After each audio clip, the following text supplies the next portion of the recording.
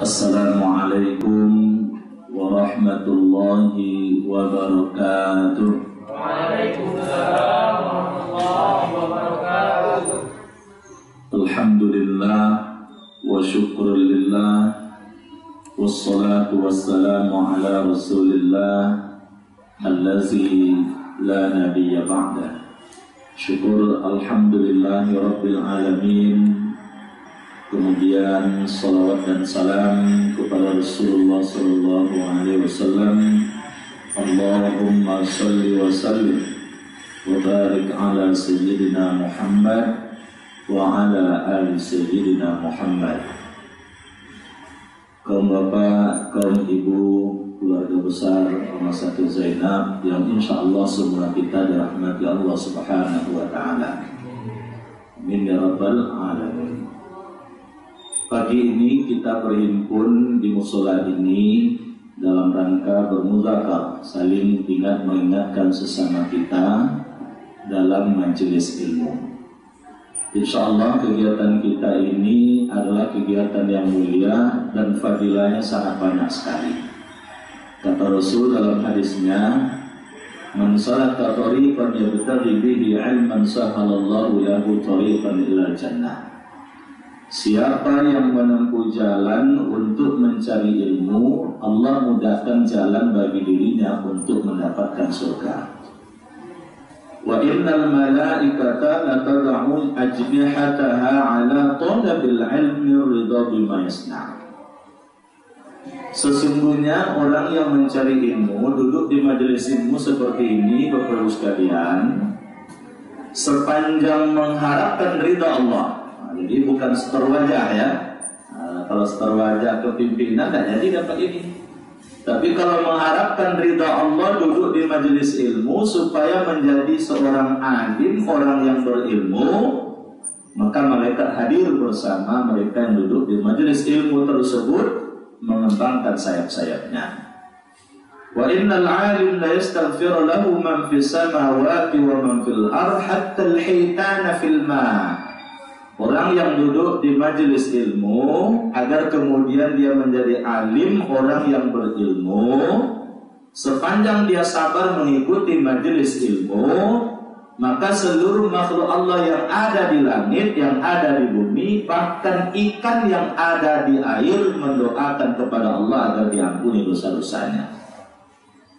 Wa fadlul 'alim 'alal 'abid ka fadlil qamari 'ala sa'iril kawakib. Perumpamaan perbandingan kemuliaan antara seorang alim, orang yang berilmu, orang yang menuntut ilmu agar dia menjadi alim, dengan orang yang ahli ibadah. Misalnya begini, kita mulai pengajian, kita dengar pengajian. Ada yang tidak mau datang ke sini, dia baca Quran, saya di ruangannya. Kita selesai, dia selesai pula baca Quran. Dia selesai, taruhlah 2 juz. Setengah jam 2 juz, ya cepat itu saja. Kalau saya kan habis, tahu itu kalau setengah jam 2 juz, itu luar biasa. Mungkin dia sudah habis itu. Kita setengah jam pula mendengarkan ilmu. Apa kata Rasul? Kita yang mendengarkan ilmu bagaikan bulan purnama, walaupun satu tapi menerangi semua. Tapi yang duduk baca Quran tadi, dia bagaikan bintang-bintang. Walaupun banyak, dia hanya menerangi dirinya saja.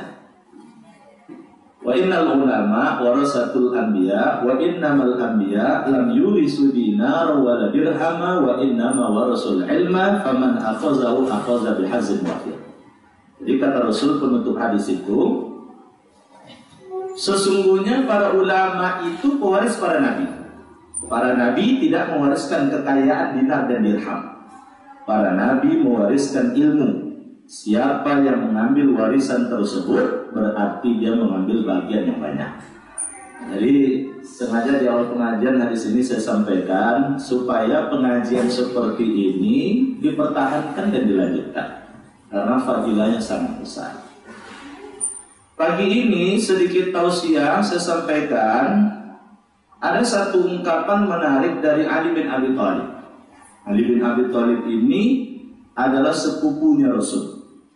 Dari kecil dibesarkan oleh Rasul. Dulu kan Rasul itu sebelum jadi Nabi dan Rasul, sebelum diboikot usaha dagangnya, ada yang sampai mengatakan dia orang terkaya di kota Mekah. Ada yang mengatakan dia satu di antara 5 orang terkaya di kota Mekah. Kaya raya. Tapi begitu Rasul kemudian memproklamirkan diri menjadi Nabi dan Rasul, diboikotlah usaha dagang Rasul. Jadi Rasul itu ketika itu dagangnya itu kalau ibarat sekarang sudah terpecah oleh negara, 17 negara yang menjadi tujuan sasaran dagang Rasul. Pedagang internasional. Jadi Ali bin Abi Thalib inilah termasuk as-sabiqun al-awwalun, orang-orang yang awal-awal masuk Islam. Yang paling awal tentu Khadijah, istri Rasul. Lalu kemudian yang kedua, budak yang dimerdekakan oleh Rasul, jadi anak angkatnya Rasul, namanya Zaid. Sering orang menyebut Zaid bin Muhammad. Nabi tidak mau disebut Zaid bin Muhammad karena dia bukan anak kandung Nabi. Zaman sekarang kan banyak orang terbalik, dia ngangkat anak, binnya kemudian dicantolkan kepada orang tua angkat. Tidak boleh itu, bikin rancu jadinya. Nanti bikin rancu dalam soal kewarisan dan lain sebagainya. Nabi sudah disebut semua orang, anaknya Zaid itu Zaid bin Muhammad, anak angkat. Tapi Nabi menegur sahabat, jangan disebut bin Muhammad, sebut nama ayahnya.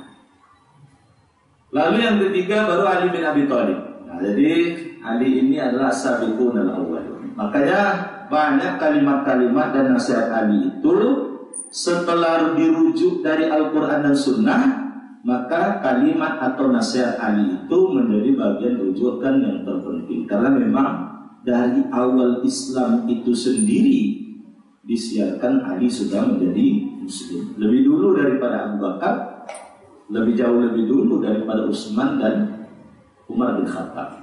Kalau urutannya itu kan Ali, sahabat-sahabat dekat itu sahabat yang paling dulu masuk Islam, Ali, baru nanti Abu Bakar, baru nanti Utsman, baru kemudian Umar bin Khattab. Jadi Ali bin Abi Thalib mengingatkan kita, ashabul a'mal, ada 4 perbuatan yang paling berat. Tapi kalau kita mampu melakukan, insya Allah kita menjadi orang yang sangat mulia. Dan ini dalam keseharian kita, akhlak dalam keseharian kita. Mana itu? Pertama kata Ali adalah al-afu indal ghadab. Al-afu indal ghadab, memaafkan ketika marah. Ada orang bersalah kepada kita yang menyebabkan kita marah, tapi kita mampu memaafkan. Yang kedua, wal judu fil usr, mampu dan tetap dermawan dalam kondisi sulit. Kalau kondisi lapang, dermawan wajar. Tapi kondisi sulit, mampu dia tetap bertahan menjadi orang yang dermawan. Yang ketiga, wal iffatu fil khalwah, mampu menjaga kehormatan diri ketika sekalipun di tengah kesendirian. Tidak ada orang melihat, terbuka peluang maksiat, terbuka peluang untuk berlaku culas, berlaku khianat, tapi dia mampu menjaga kehormatan diri untuk tidak melakukan itu. Lalu kemudian yang keempat, wa qaulul haqqi ala man yakhafuhu au yarju, mampu mengatakan kebenaran terhadap orang yang ditakuti olehnya atau orang yang diharapkan olehnya. Nah, ini di kantor ketemu ini. Semuanya dimanapun kita beraktivitas dan bekerja, ketemu tempat ini. Mampu tidak kita melakukan tempat ini? Nah, yang pertama itu adalah mampu memaafkan ketika orang lain bersalah pada kita, yang membuat kita marah. Nah, maka di dalam Al-Quran memang ini yang banyak diingatkan oleh Allah. Kalau minta maaf itu sudah wajar. Kalau minta maaf bahasanya berarti kita salah. Sudah wajar, tidak perlu diingatkan. Memang sudah seharusnya minta maaf. Tetapi kalau bahasanya memaafkan, berarti kan orang yang salah. Selalu dalam keseharian dikait-kaitkan. Dia saya tidak minta maaf, Ustaz. Ngapain pula urusan saya sibuk-sibuk memaafkannya? Kita ini dalam hidup, Bapak sekalian, porsi kita masing-masing sudah ada diperintahkan oleh Allah. Diperintahkan oleh Allah. Porsi bagi orang yang bersalah adalah minta maaf. Porsi bagi orang yang terzolimi, yang tersakiti adalah memaafkan. Inilah yang paling banyak diajarkan di dalam Al-Quran.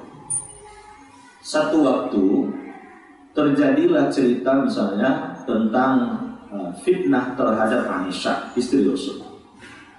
Aisyah itu difitnah berselingkuh, bahasa vulgarnya berzina dengan laki-laki lain.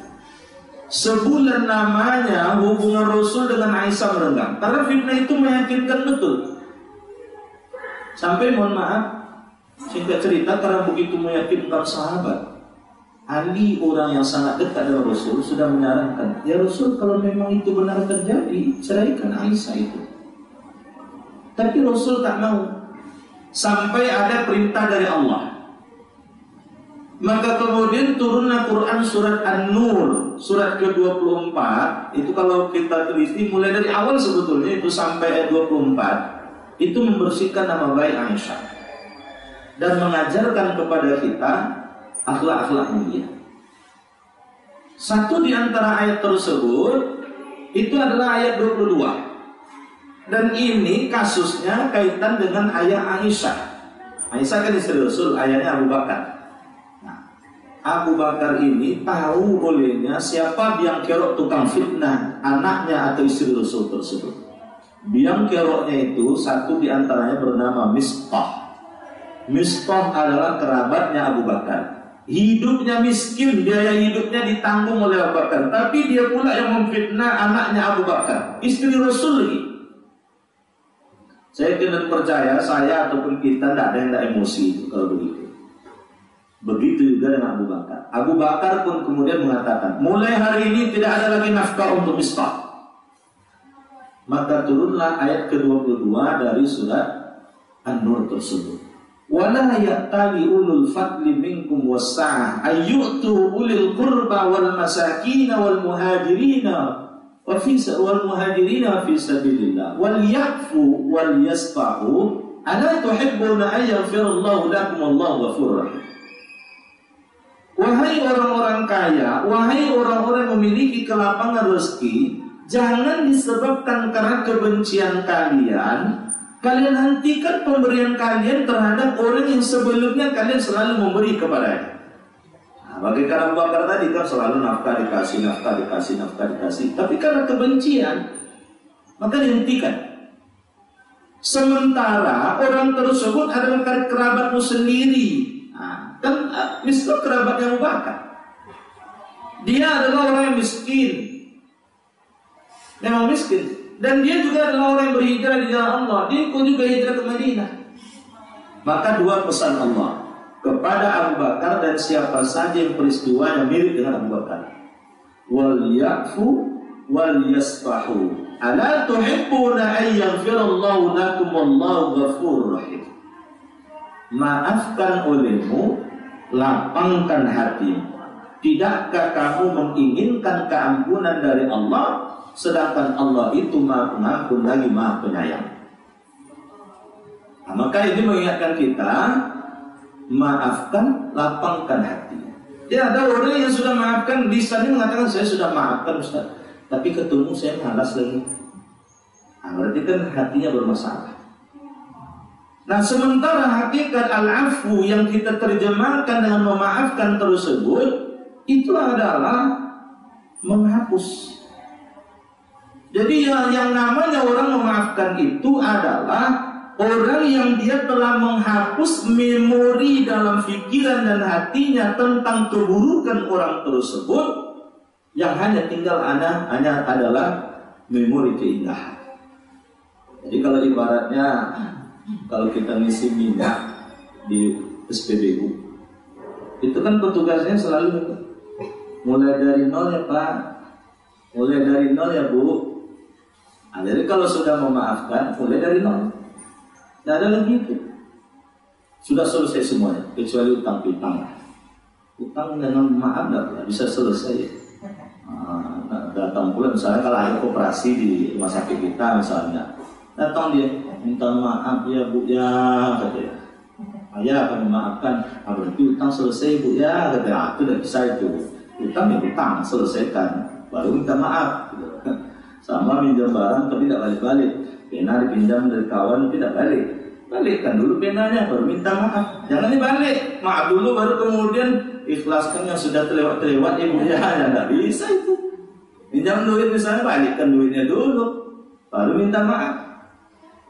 Nah, jadi itu yang pertama, Abu sekalian. Maka dalam hidup ini jadilah orang yang pemaaf. Tidak ada orang yang tidak bersalah. Kullu bani Adam khata' wa khairul khata'in at-tawwabun. Setiap anak cucu Adam itu pasti ada salah. Sebaik-baik orang bersalah adalah orang yang mau merubah diri, orang mau bertaubat.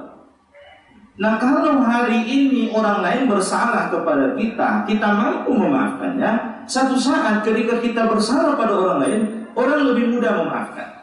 Tapi kalau hari ini orang bersalah pada kita, kita tidak bisa memaafkan. Satu saat ketika kita bersalah, mungkin orang lebih sulit lagi memaafkan diri kita.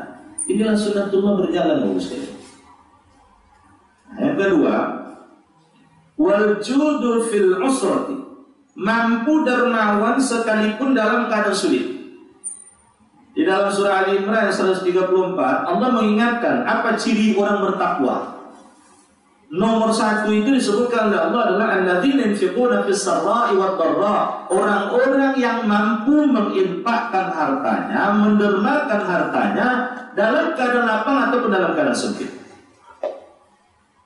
Jadi Bapak sekalian, jangan kemudian dijadikan dalam keadaan banyak kebutuhan saat ini lalu kemudian kita tidak berinfak, tidak bersedekah. Malah Rasul sampai mengatakan sebetulnya saya punya buku Pak Bu. Buku itu sekarang enaknya sudah diterjemahkan ke bahasa Indonesia.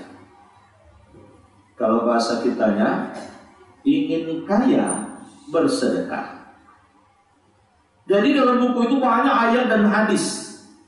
Nah, satu di antara hadis yang dikutip dalam kitab tersebut, dalam buku tersebut, Rasul pernah mengingatkan ketika sulit rezeki, pancinglah rezeki itu dengan sedekah. Maka sebetulnya kalau kita rujuk dalam Al-Quran dan Sunnah, pintu rezeki itu banyak. Cuman yang membuat sedikit perangai kita. Pintu rezeki itu besar dan lapang, yang membuat kecil dan sempit itu sikap kita. Kita mengukur rezeki misalnya lewat kerja saja, padahal pintu rezeki itu tidak lewat kerja saja. Dia bisa lewat sedekah, bisa lewat silaturahim, bisa lewat yang lain-lain, ketakwaan dan sebagainya. Ini contoh Pak. Satu ketika Hasan, Husain cucu Nabi, lalu temannya Ja'far, 3 orang ini dalam perjalanan, unta yang membawa bekalnya itu lepas. Sehingga orang ini dalam kondisi kelaparan dan kehausan. Bertemulah dengan satu rumah milik kakek dan nenek. Hidupnya miskin. Kebetulan di rumah ketika itu sang nenek. Nah, maka 3 orang ini dalam kondisi kelaparan memberanikan diri. Nenek, adakah yang bisa menghilangkan dahaga kami? Kata nenek tersebut, walaupun sulit, tapi dia sedekah yang paling utama. Itu domba satu-satunya yang kami miliki, punya air susu itu. Perahlah air susunya oleh kalian, minumlah sepuasnya. Setelah selesai minum, 3 orang ini berkata pada sang nenek, nenek, dahaga hilang, tapi lapar tak hilang. Ada tidak yang bisa menghilangkan rasa lapar kami? Nah, kata nenek tadi, satu itu cuma kekayaannya, itu domba kalian sembeli, nanti saya masak, makan sepuasnya oleh kalian. Begitu selesai makan, 3 orang ini pamit dengan pesan pada sang nenek, nenek, nanti kalau nenek ke Madinah, singgah ke rumah kami kasih hadiah. Singkat cerita, nenek ini pergi ke Madinah dengan suaminya. Tapi nenek ini bukan mencari rumah 3 orang ini, enggak. Karena prinsip hidupnya menjalankan sunnah Rasul. Rasul pernah berpesan, sesulit-sulit hidup, selagi badan masih bisa digerakkan, jangan pernah meminta dan mengemis. Karena sekali meminta dan mengemis, berarti engkau telah menutup pintu rezeki engkau. Dia kerja, apa kerjanya? Mengumpulkan kotoran sapi, kotoran unta, lalu dijual sebagai pupuk. tanpa sengaja satu hari dia melewati rumah Hasan. Dia tidak tahu itu rumah Hasan. Nampak oleh Hasan, dikejar lalu dibawa ke rumah. Nenek dan kakek ini jamu makan yang enak. Selesai makan, Hasan memberikan hadiah 1000 dinar, 1000 domba. Begitu akan pulang, Nek tunggu dulu Nek, singgah di rumah Husain.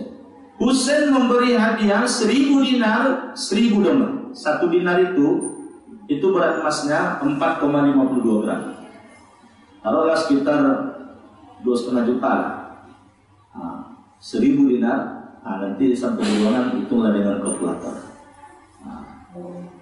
Begitu mau pulang, Husain pun kemudian mengatakan, Nek tunggu dulu Nek, singgah dulu di rumah Ja'far. Ja'far bertanya, kakek nenek oleh Hasan Husain dikasih berapa?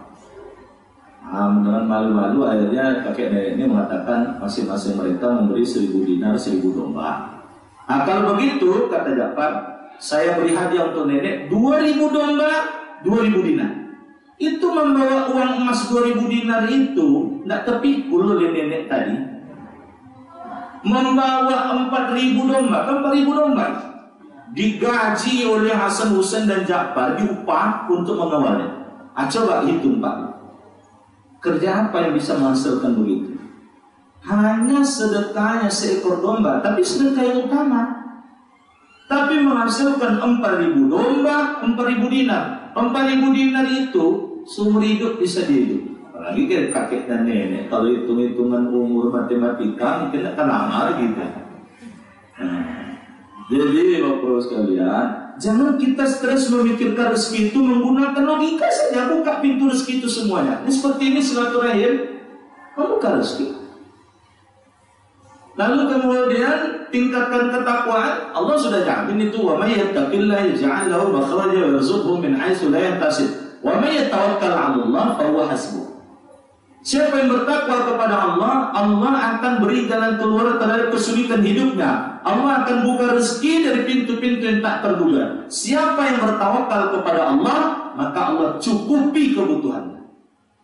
Itu jaminan dari Allah. Maka orang yang dalam kondisi sulit mampu tetap dermawan, itu adalah orang yang sangat mulia. Dan itu amalan berat. Jadi Allah itu Pak Bu, tidak lihat angka yang kita dermakan.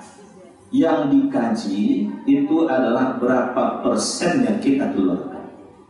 Maka tidak bisa dikatakan lebih utamakah yang 1 juta dibandingkan yang 10.000. Oh tunggu dulu. Yang 1 juta dikeluarkan kalau penghasilan sebulannya 1 miliar, 1/1000. Yang 10.000 kalau penghasilan sebulannya 1 juta, 1/100. Lebih tinggi yang 10.000. Jangan sepelekan orang yang berinfak 1.000, 2.000 lalu bangga kita berinfak misalnya 10.000. Tunggu dulu hitung penghasilannya. Kalau orang ini 1.000, 2.000 penghasilannya sebulan hanya misalnya 1 juta, tapi kita 10.000 penghasilan kita adalah 10 juta atau 20 juta. Kalau 10 juta seimbang sama jadinya. Nah, tapi beda bagi Allah. Maka oleh sebab itu saya mau ingatkan kita, minimal 10% kita upayakan dikeluarkan untuk di jalan Allah. Mungkin 2,5% zakat, silakan keluarkan zakat. 7,5% silakan. Entah orang tua, entah mertua, entah adik, entah kakak, entah abang, entah orang miskin, entah anak yatim. Prioritaskan saat pemilih, lebih banyakkan. Jadi jangan sampai terjadi kita sudah bekerja misalnya, tapi masih menyulitkan orang tua. Selagi kita masih bisa bergerak, jangan ngadu-ngadu pada orang tua. Biarlah kita sendiri tahu tentang kesulitan kita tanpa kita memberitahu kepada orang lain. Orang lain kalaupun tahu, biarlah dia tahu sendiri tanpa kita memberitahu. Kadang-kadang tiba urusan sulit-sulit ngadu pada orang tua, tiba urusan lapang-lapang diam-diam aja dia. Terima THR diam. Kalau di pegawai ada gaji 13 diam. Tiba anak masuk sekolah, mak katanya ada kontrakan mak yang bisa dijual katanya. Anak masuk sanawiyah, masuk aliyah, masuk kuliah, aja baru tuh mak katanya.